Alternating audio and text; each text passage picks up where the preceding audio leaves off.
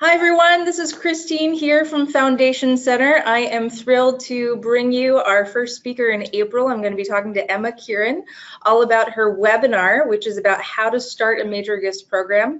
We're going to have this webinar live on April 12th, so we hope that many of you out here in cyberspace can join us. And I just want to start by letting you get to know Emma a little bit and what we'll be talking about. So welcome, Emma, and I'm going to start with our first question, which is if you just had 30 seconds and you were talking to a nonprofit development officer or an executive director and you wanted to give them just one piece of advice on starting a major gifts program, what would it be?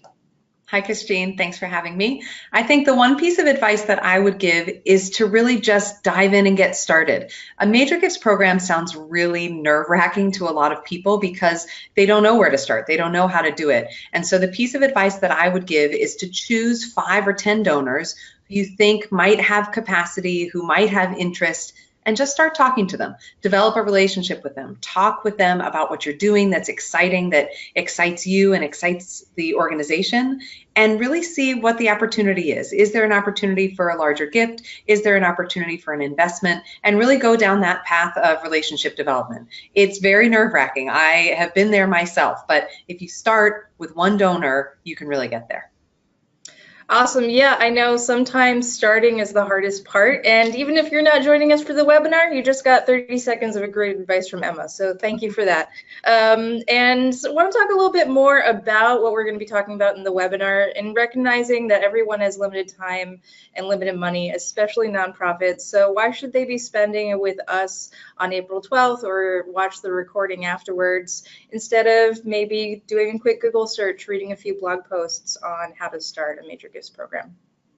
For me, Christine, I find that if I listen to a webinar instead of just reading a blog post, it makes it a little bit more real for me. I'm able to listen to some advice from somebody else and really understand what applies to me instead of just reading through something and filing it in the back of my brain for later. So I think folks should join us because I have some really good tips and tricks for starting a major gift program that maybe you could read online, but why not hear it from me? Why not hear the discussion that we have with some of the other folks online? You can learn from other people, not just me.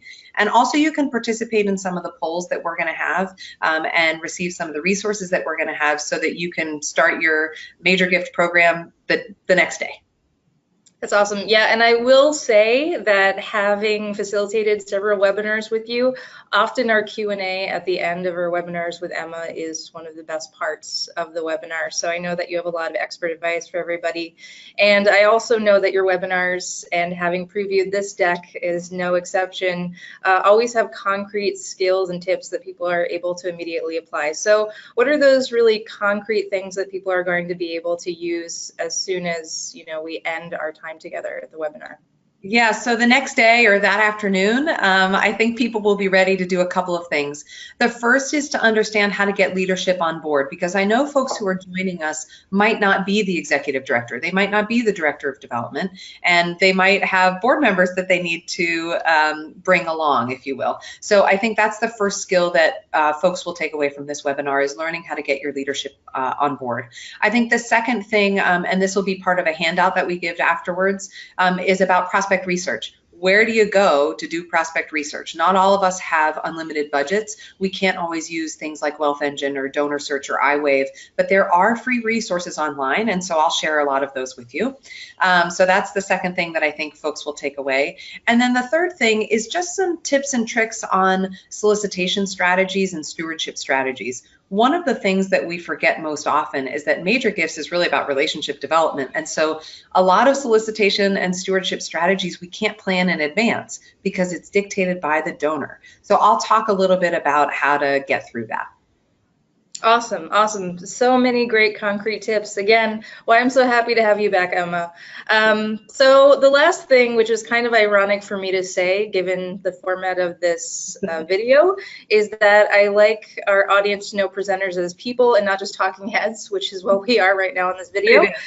So I want to ask a fun final question, which is, one, what's a good book you've read lately, or what's a favorite podcast that you've been listening to? So maybe we can help people on their commutes or in their downtime enrich their lives, and we can get to know you a little bit more too. Great, great. Well, you get me at a good time because I just came back from vacation where I actually had time to read for pleasure, which is amazing. So I finished 2 books. The first is Red Parts, which is really great if you're into murder mysteries, if you're into, murder podcasts, that kind of thing. You will love it. It's really great. It's really fascinating. And then the other one is Sing Unburied Sing. It's a lyrical book. It's beautifully written. It has, it's just a great story. It's really empowering, and I really loved it. And then from a podcast situation, we did a lot of driving on vacation as well. And we started listening to Invisibilia, which I really like. It's about the invisible things that maybe you don't know that much about. It's really cool. I really enjoy it. Awesome. Awesome. Well, I believe Sing Unburied Sing is kind of on my ever-growing list. I think that's Jessamine Ward. Is that right? Yep, that's right. Yeah. So I've heard great things about that. So I'm a little queasy when it comes to blood and gore, so I'll probably skip the murder mystery, but hopefully it helps some other people out here watching the video. So that's thrilling. As you guys can all tell, I'm thrilled to have Emma back. So we look forward to seeing some of you out there in cyberspace, seeing you in our webinar on April 12th. So also just want to remind you, if you can't join us live, if you register for any of our fee-based webinars, you'll have access to the recording for the following 3 months. So we really do want to make sure we get the word out on that, and that you'll have access to the recording and the handouts, and hope that you can join us live for that great Q&A that I'm sure we'll have.